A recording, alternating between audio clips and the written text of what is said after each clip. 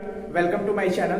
तो आज हम लोग बोर्ड एग्जाम्स के सबसे इंपॉर्टेंट चैप्टर यानी कि ह्यूमन आई मानव नेत्र के बारे में पढ़ेंगे। सबसे पहले इसके फिगर को हम देखते हैं, इसको डिफाइन करने की कोशिश करेंगे क्योंकि फिगर पूरा 5 नंबर का आएगा, इसके बारे में लिखने के लिए आएगा। तो इंट्रोडक्शन, इसका कार्य, नेत्र का वर्क कैसे करता है, ये सारी चीजें हम लोग इस चैप्टर के माध्यम से, इस टॉपिक के माध्यम से पढ़ेंगे। तो देखिए, सबसे पहले ह्यूमन आई के बारे में पढ़ते हैं। तो इसके जितने पार्ट हैं उसको धीरे धीरे करके हम पूरा कवर करेंगे। तो ये हमारा ह्यूमन आई है। यहां पर जो ये आपका ये दिख रहा है, ये आपकी पुतली है यानी पिपल है। सबसे पहले यहां पर हमने इसके बारे में पढ़ा। कॉर्निया, ये दिख रहा है ना कॉर्निया, ये कॉर्निया है। सबसे आगे का भाग कॉर्निया, जस्ट पीछे पिपल, और ये जो है ये आपका आइरिस है। आइरिस को हम परितालिका भी कहते हैं, हिंदी में परितालिका भी कहते हैं आइरिस को। अब देखिए, ये जो मसल्स है, सिलियरी मसल्स, इतना इंपॉर्टेंट है, एग्जाम में नोट कर लीजिए, पेपर में आ गया कि ये जो मसल्स हैं ये क्या करती हैं, पावर ऑफ एकोमोडेशन को जनरेट करती हैं। यानी लेंस की समंजन क्षमता का जो एब्जॉर्बेशन होता है, यानी कि जो लेंस की जो समंजन क्षमता है उसको कौन डिफाइन कर रहा है, सिलियरी मसल्स कर रही हैं। यानी कि यहां पर देखिए, पावर ऑफ एकोमोडेशन होता क्या है, समंजन क्षमता क्या है। जब आप कभी भी अंधेरे कमरे में रहते हैं तो आप अपने जो सिलियरी मसल्स को है उसको क्या कहते हैं, फैला देते हैं। इसको फैलाने की कोशिश करते हैं, आप देखने का प्रयास कर रहे हैं इसलिए वो क्या करते हैं, आप फैलाते हैं। फिर क्या करते हैं, आप कभी धूप में जाइए, सूर्य की तरफ देखिए, तो अपनी आंखों को आप क्या करते हैं, सिकुड़ लेते हैं, यानी उसको छोटा कर लेते हैं। और यही चीज आपको ये सिलियरी मसल्स करती है, इसलिए इंपॉर्टेंट हो जाती है। यानी अगर पूछ दे क्वेश्चन कि लेंस की क्षमता, समंजन क्षमता को, यानी कि पावर ऑफ एकोमोडेशन को कौन जनरेट कर रहा है, तो वो कौन कर रहा है, सिलियरी मसल्स। ठीक। विट्रस ह्यूमस, कच्चा द्रव। अब ये कहेंगे ये क्या है, ये एक कच्चा द्रव है। ये कांच के लेंस के पीछे, ये कांच जो आपका जो ये लेंस है मांसपेशियों से बना हुआ है, और आपको पता होगा इसकी जो फोकल लेंथ होती है, एक एक्यूरेट स्थित स्थान नहीं होता उसका, कोई साइट नहीं होती कि फोकल लेंथ यही होगा, आगे पीछे होता रहता है। और इससे ये जो लेंस है ये क्या है, लेंस आपका नेत्र लेंस है ये आपका। ठीक। अब इसमें जो कच्चा द्रव भरे रहते हैं पूरे, ये क्या करते हैं, आपने कभी वो देखा है बैलून, है ना, जब बैलून को उसमें आप वायु भरते हैं, है ना, तो फूल जाता है। ठीक। ये यही काम करता है। ये जो कच्चा द्रव है, विट्रस ह्यूमस है, ये क्या करता है, आपके आई के जो शेप को है ना मेंटेन करने का काम कौन कर रहा है, कच्चा द्रव। अगर इससे द्रव हटा दिया जाए तो आपकी आंखें पिचक जाएंगी। फिर वही वाला एग्जाम्पल आप देंगे कि तुम्हारी आंखें निकाल कर गोटियां खेलेंगे, फिर जब पिचक जाएंगी आंखों में कुछ बचेगा नहीं तो गोटियां ही खेलेंगे। ठीक। तो यहां देखिए, लेकिन ये बड़ा अजीब है, कैसे गोटियां खेलते होंगे। यहां देखिए, फिर से ये क्या, आप फिर से मैं समझा दे रहा हूं कि जो कच्चा द्रव है ये आपके आई के आंखों के शेप को बनाए रखने के लिए इस लिक्विड का, इस द्रव का, इस ह्यूमरस का यूज होता है। ठीक। यहां फिर से बढ़िए, कॉर्निया। सबसे पहले कॉर्निया के बारे में अगर आप पढ़ना स्टार्ट कर रहे हैं तो सबसे पहले देखिए, कॉर्निया में 95% रिफ्रैक्शन हो जाता है। अगर कोई आपसे पूछे कि सबसे ज्यादा रिफ्रैक्शन कहां होता है, कॉर्निया से, जैसे कोई लाइट आई, ठीक, तो 95% जो रिफ्रैक्शन हो जाता है, अपवर्तन हो जाता है, वो किस पे हो जाता है, आपके किस पर, कॉर्निया पर। 5% बचता है, जो 5% वो होता है आपके नेत्र लेंस पे, है ना, लेंस पे 5% बस होता है। अब देखिए आइरिस क्या करता है, the iris is the coloured part in the front of the I, it has screen and control the amount of light that enters the I. Iris का काम क्या है, कितनी मात्रा में प्रकाश आपके आंखों के अंदर जाएगा, वो कौन डिफाइन कर रहा है आपको, आइरिस। इसको नोट डाउन कर लीजिएगा। इंग्लिश मीडियम वालों का सवाल था, सर इंग्लिश में नहीं बताते, तो देख लीजिए इंग्लिश में पूरा लिखा हुआ है, हिंदी में मैं समझा रहा हूं। हिंदी मीडियम वाले बच्चे वैसे भी बहुत होशियार हैं, हाँ सब लिख डालेंगे। देखो अभी सिलेटरी मसल्स के बारे में मैंने बताया था, क्या करता है सिलेटरी मसल्स, क्या करता है। इसमें एक चीज मैं फिर से बता रहा हूं, पावर ऑफ एकोमोडेशन याद रखना, नेत्र की समंजन क्षमता को डिफाइन कौन कर रहा है, ये सिलेटरी मसल्स। और ये वीडियो आपके लिए बहुत हेल्पफुल है, बोर्ड का एग्जाम आपके एकदम बहुत करीब है, तो अब रिवीजन करना है। 5 नंबर आपके पक्के हैं, ये आ रहा है पेपर में, इसमें कोई शक नहीं है। ये आप नोट कर लीजिए, 5 नंबर आ गया पेपर में। आप ये बस ऐसे लिखेंगे, बहुत सारे पार्ट्स बुक में और आपके कई सारे अलग अलग पब्लिकेशन की बुक्स है उसमें देखने को मिलेंगे, लेकिन उसको नहीं देखना है आपको, बस जितना मैंने बताया उतने ही आपको करना है। अब हम धीरे धीरे आगे बढ़ रहे हैं, ठीक। अब हमारा है रेटिना, जो सबसे इंपॉर्टेंट है। रेटिना पर हमारा फिगर क्या होता है, बनता है। फॉर्मेशन फिगर कहां होता है, रेटिना में। अब रेटिना में 2 प्रकार के सेल होते हैं, कोशिकाएं 2 प्रकार की होती है। पहला, मैं रेटिना को एक बार डिफाइन करूंगा, देखिए, एक होता है रॉड सेल और दूसरा क्या होता है, कोन सेल। देखिए रॉड सेल क्या होता है, हिंदी में बच्चे क्या बोलेंगे इसको, हिंदी में बोलेंगे इसको लंबदंड कोशिका, और ये कोन सेल शंक्वाकार कोशिका।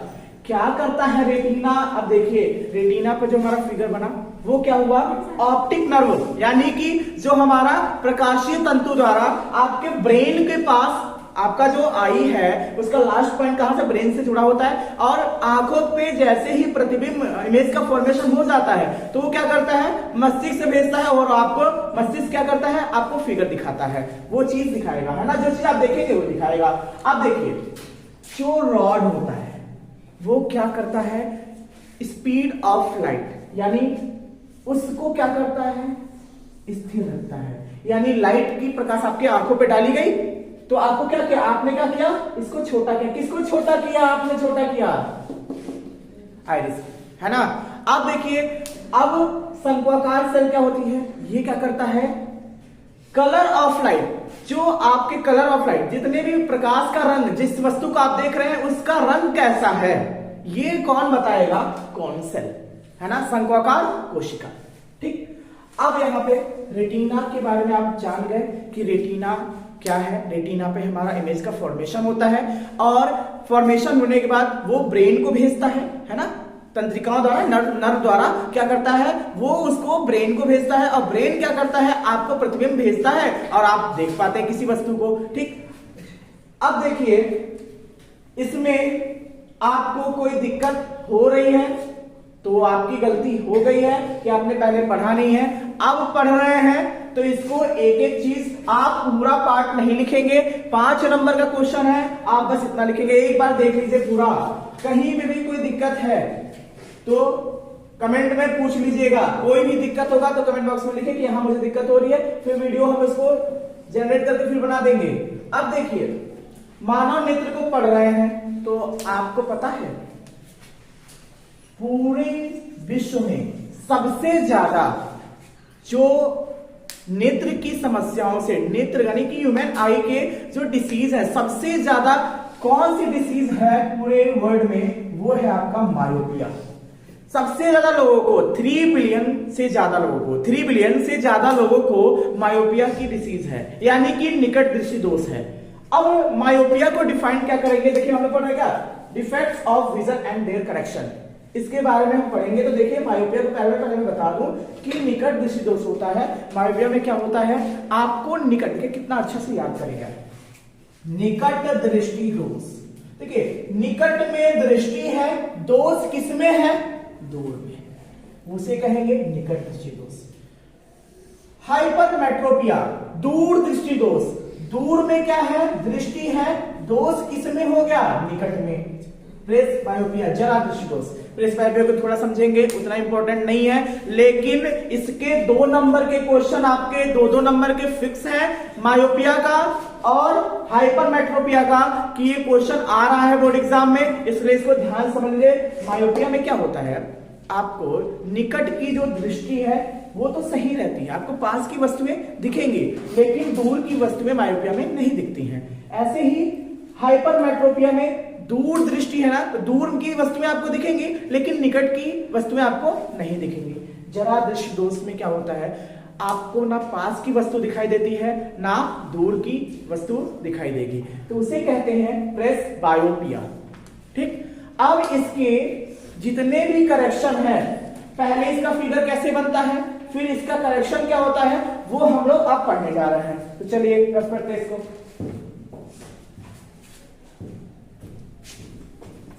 चलिए स्टार्ट करते हैं। Defects of vision and their correction, कि दोष मानव नेत्र में कौन कौन से दोष होते हैं और उनका निवारण कैसे होता है, कौन सा लेंस लगाकर हम उसको ठीक कर पाते हैं, अपनी आंखों को ठीक कर पाते हैं, उसके बारे में हम लोग आज डिस्कस कर रहे हैं। तो देखिए, defects of vision, vision channel का नाम है, दृष्टि है ना। तो देखिए, defects of vision and their correction में सबसे पहले हम लोग पढ़ते हैं मायोपिया के बारे में। मायोपिया क्या होता है, निकट दृष्टि दोष। अभी जस्ट हमने बताया कि इसमें निकट में दृष्टि होगी और दूर की वस्तुएं नहीं दिखेंगी। फिगर से आपको स्पष्ट होगा, इसमें जो लेंस लगा हुआ है, देखिए रेटिना से पहले ही फिगर बन जा रहा है। आप बताइए, रेटिना के पहले ही फिगर बन जा रहा है तो आपको रेटिना तक पहुंचाना है। कन्वर्जिंग लेंस कौन सा है आपका, कौन सा ये लेंस है, कॉनकेव यानी कि अवतल। इसको अगर किसी को अगर निकट दृष्टि दोष है तो उसका जो फिगर बनेगा, यानी कि फिगर फॉर्मेशन ऑफ फिगर जो होगा वो रेटिना से पहले हो जाएगा। और जब रेटिना से पहले हो जाएगा तो उसमें दोष हो जाएगा, तभी तो हम लोग उसके बारे में पढ़ रहे हैं। अब उस ऐसे व्यक्ति को कौन से लेंस का चश्मा बनवाना चाहिए, अवतल लेंस का। ये क्या करेगा, आपकी रेज को कंजर्व करेगा। तो अब क्या होगा, यहां से जो लेंस है, देखो ये आपके किरणों को फैलाया, फिर जब यहां पे जाएगा तो ये भी तो लेंस बड़ा है और ये फैलाएगा, तो फिर ये जाके कहां पे बनेगा, रेटिना पर। अब क्या बनेगा, रेटिना पे प्रतिबिंब बन रहा है, यानी कि अब उसे पास की वस्तुएं भी दिख रही है और दूर की वस्तुएं भी दिख रही है। दूर की तो दिख ही रही थी, पास की वस्तुएं देख पा रहे हैं। और आपको पता है, सामान्य मनुष्य के, यानी कि जो अगर सामान्य मनुष्य है उसकी जो नियरेस्ट जो डिस्टेंस होती है 25 सेंटीमीटर होती है। यानी कि पेपर में कई बार क्वेश्चन पूछा गया है कि यदि किसी बच्चे को श्यामपट पे यानी बोर्ड पे, यानी ब्लैक बोर्ड व्हाइट बोर्ड कहीं पे भी बैठा कोई छात्र है और उसको बोर्ड की चीजें नहीं दिखाई दे रही, स्पष्ट नहीं दिखाई दे रही है, तो उसे कौन सा दोष होगा, दूर दृष्टि दोष। क्योंकि इसे निकट की दृष्टि नहीं दिखाई दे रही है, दूर की तो दिखाई दे रही है ना। श्यामपट आपके करीब है और वो 25 सेंटीमीटर की डिस्टेंस होती है किसी भी स्वस्थ मनुष्य की जो निकट दृष्टि होती है, उतना तो उसे दिखाई तो देना ही चाहिए। अगर नहीं दिखाई दे रहा है तो आप में दोष है, जाइए चेकअप कराइए अपने आंखों का। ठीक है, अब उसके बाद से हाइपरमेट्रोपिया, दूर दृष्टि दोष। दूर दृष्टि दोष क्या होता है, इसमें क्या होता है, अभी मैंने बताया दूर में दृष्टि है, यानी कि आप दूर की वस्तुओं को तो देख पा रहे हैं लेकिन निकट की वस्तुओं को नहीं देख पा रहे हैं। और यही रीजन है कि आप 25 सेंटीमीटर लिखे कोई चीज को, लिखे श्यामपट पर, लिखे बोर्ड पर लिखा कोई भी चीज है, आप देख नहीं पा रहे हैं। इसका रीजन क्या है, आप में दूर दृष्टि दोष है। कई बार बच्चे निकट दृष्टि दोष लगा के चले आते हैं, गलत मत करिएगा।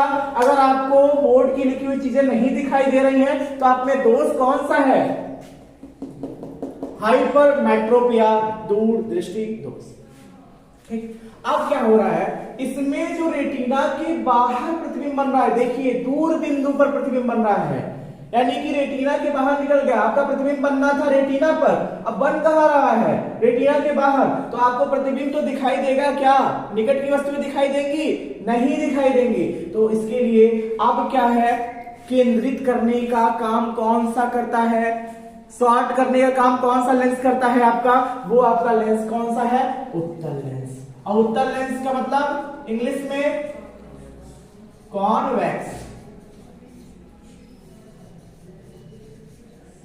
और कॉन्वेक्स क्या करता है, रेज को क्या करता है, बेंड करता है और केंद्रित करता है। यानी सेंट्राइड का काम कौन कर रहा है आपका, ये कॉन्वेक्स लेंस कर रहा है। तो देखिए यहाँ पे फिगर आप नोट कर लीजिए, फिगर बनाना सीख जाइए, आपके 4 नंबर पक्के हो जाएंगे। बोर्ड एग्जाम में ह्यूमन आई से क्वेश्चन इसी से बनेगा और इस चैप्टर में कुछ नहीं है।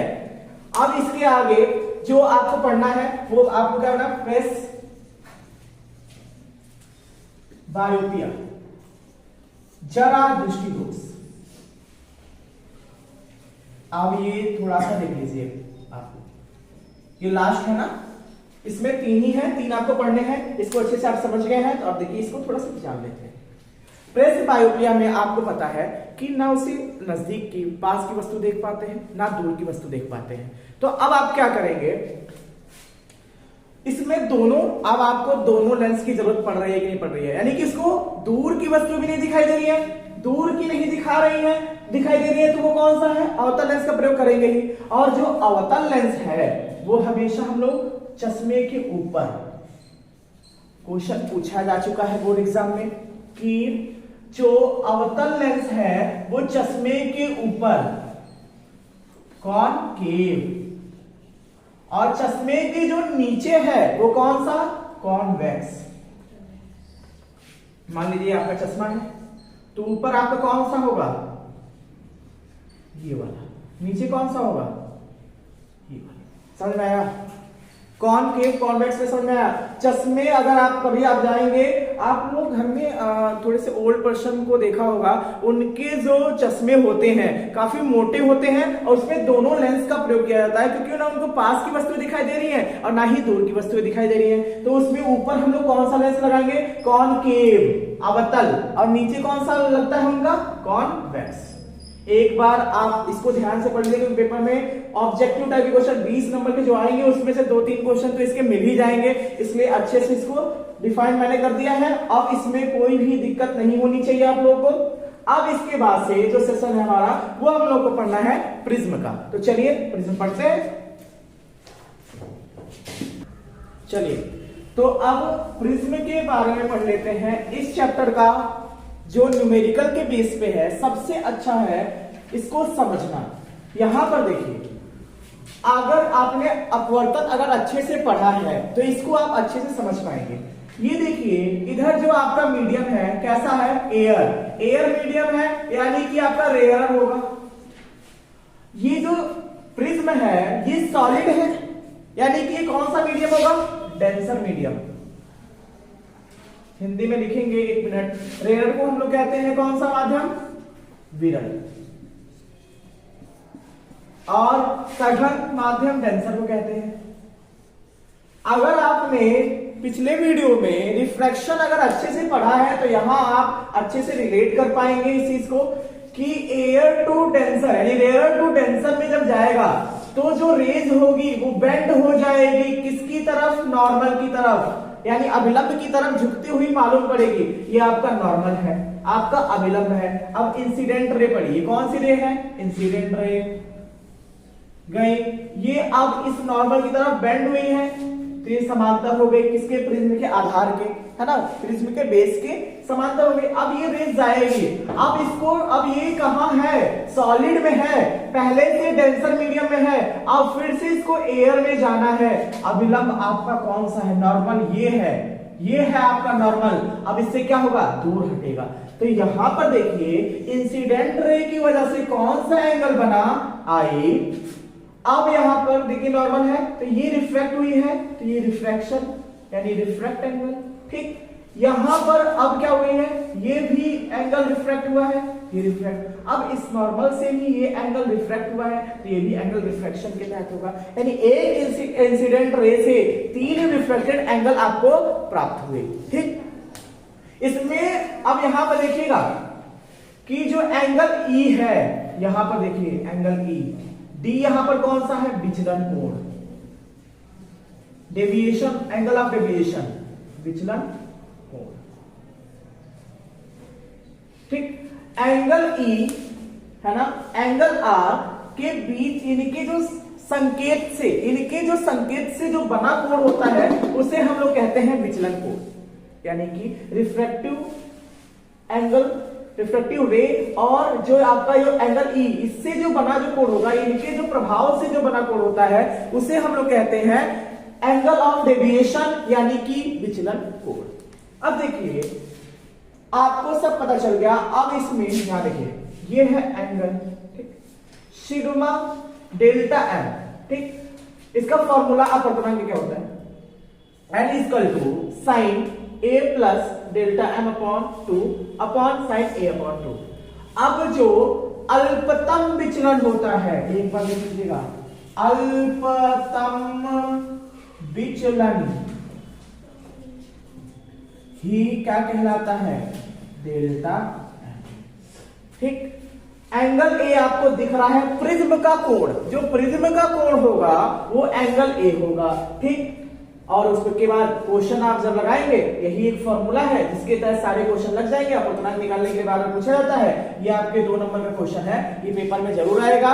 इसको एक बार जरूर खुद से फिगर बना के खुद से समझ सकते हैं कि ये इंसिडेंट रे रिफ्लेक्शन के तहत ये रिफ्लेक्शन हुई है तो इसलिए आर एंगल बना है, फिर इसका फिर से क्या हुआ है, रिफ्लेक्शन हुआ है, तो यहाँ पे एंगल आर बना है। मीडियम अगर आपको अच्छे समझ में आ गया होगा तो आप कर पाएंगे, नहीं तो नहीं कर पाएंगे। अब देखिए प्रिज्म का एक और रूप होता है, बोला गया ना, जब कोई श्वेत प्रकाश किरण प्रिज्म पर पड़ती है तो वो कितने रंगों में विभाजित हो जाती है, देखिए 7 रंगों में विभाजित होगी।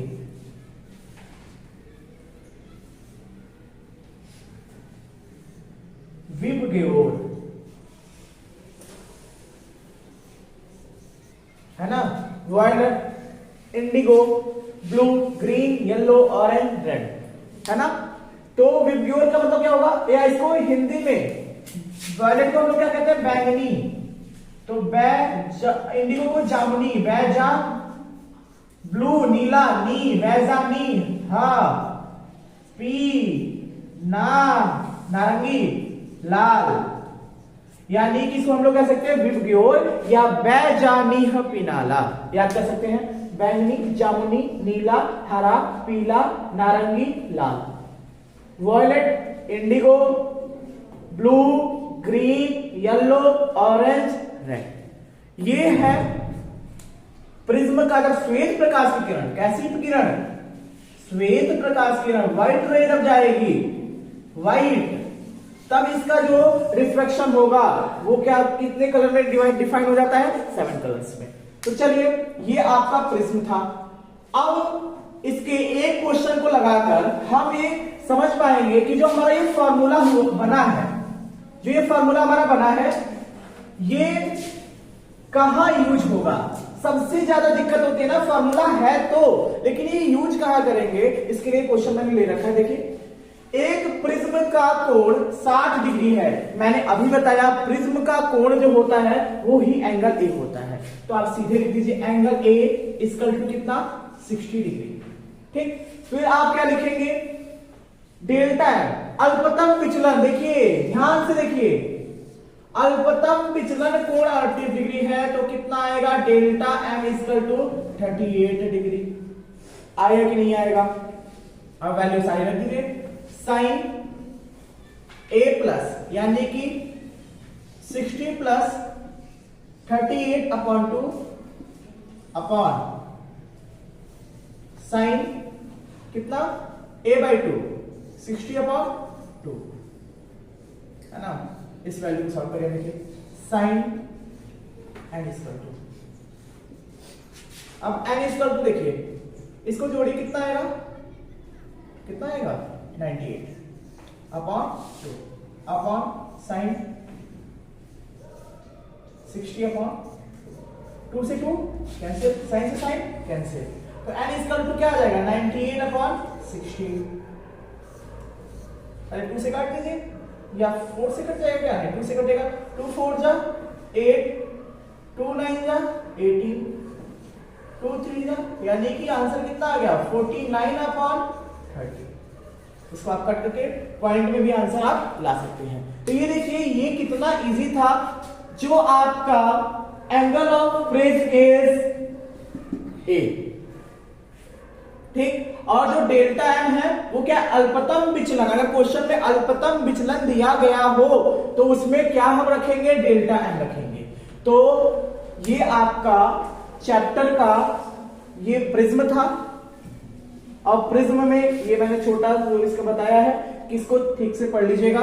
और देखिए एक चीज और बता देता हूं कि जो आपने देखा ना स्कैटरिंग ऑफ लाइट, प्रकाश का प्रकीर्णन, है ना, ये जब आकाश का रंग नीला दिखाई देगा, सफेद, कभी बादलों का रंग, अब देखिए आकाश का रंग नीला होता है सबको पता है, लेकिन पूछा जाए बादलों का रंग सफेद दिखाई देता है, इसका रीजन क्या है? तो scattering of light, that's it.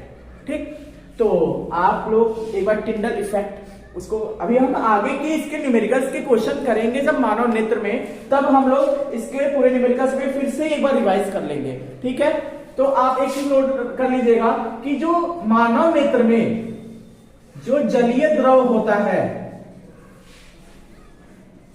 उसका जो अपवर्तनांक होता है कितना होता है? 0.336। ये नोट कर लीजिएगा, पेपर में पूछा जा चुका है कि जलीय द्रव का अपवर्तनांक कितना होगा? 0.336। ठीक है, तो आपको वीडियो तो अच्छी लगी होगी, है ना? पढ़ने के लिहाज से आप लोग मेहनत करते रहिए, आगे बढ़ते रहिए, और ठीक है, तो आज के लिए सिर्फ